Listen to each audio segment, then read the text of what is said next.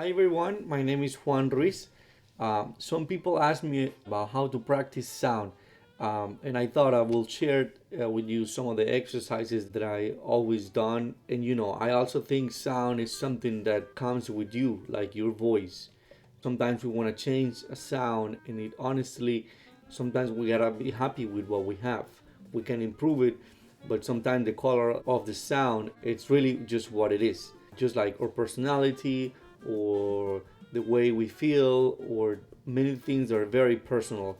And I just feel the sound is just very personal. So I'm gonna share with you some things that I have done over the years when I practice sound. So the first thing is an exercise, long tones. It's always a matter of how do I practice the long tone. So I'm gonna make it short. What I'm gonna do is I'm gonna start the long tone. I'm gonna try to start whenever my head tells me to start. Is it better with a metronome? I'm gonna do it with the metronome in a little bit, but first I want to show you the long tone. So I'm gonna start like mezzo forte, and I'm gonna try to go forte, and I'm gonna try to go really pianissimo, so you can only hear like a buzz. So I will try that one, okay?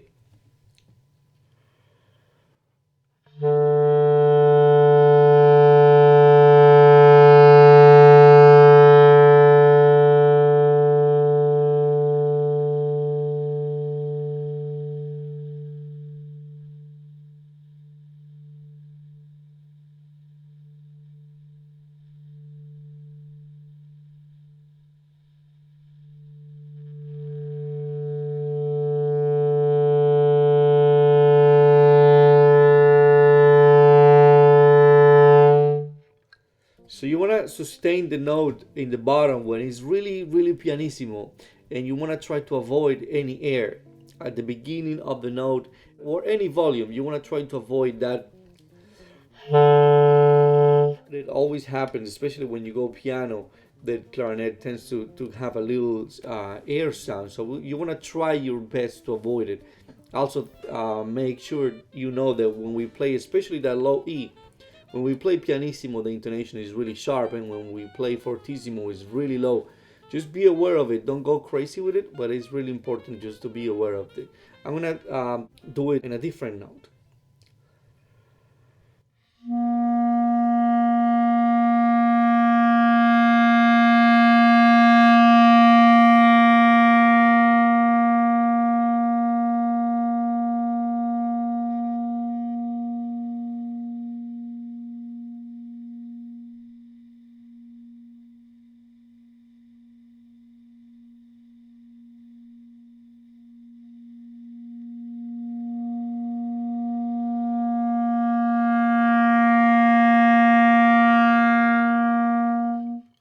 And you should try it in every note. And the last is the high notes.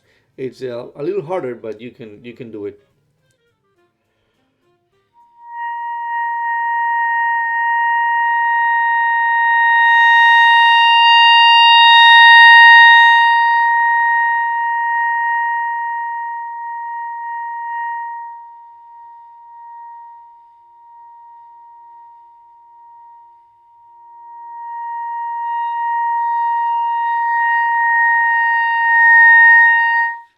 You should actually do it way longer than what I'm doing it. I'm doing each note shorter for the purpose of the video. Now another thing is with the metronome. You want to try to attack exactly with the metronome. So I'm gonna do a few notes just with the metronome.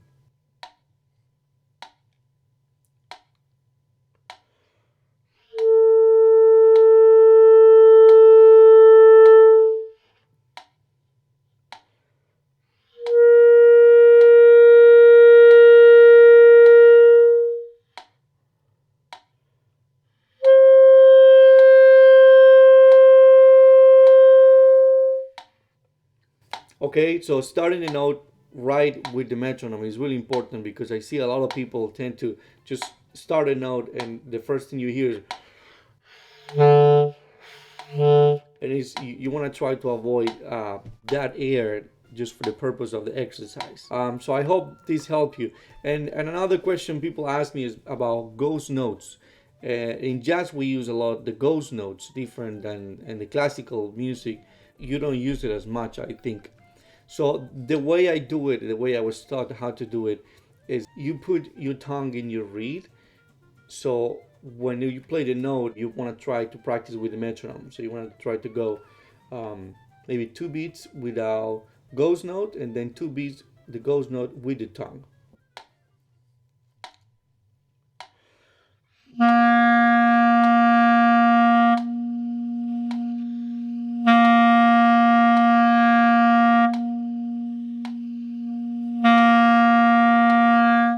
Okay, and then you try in every note, and then at the end you will hear that in recordings jazz musicians use it. So if you slow down the recordings, you may hear something.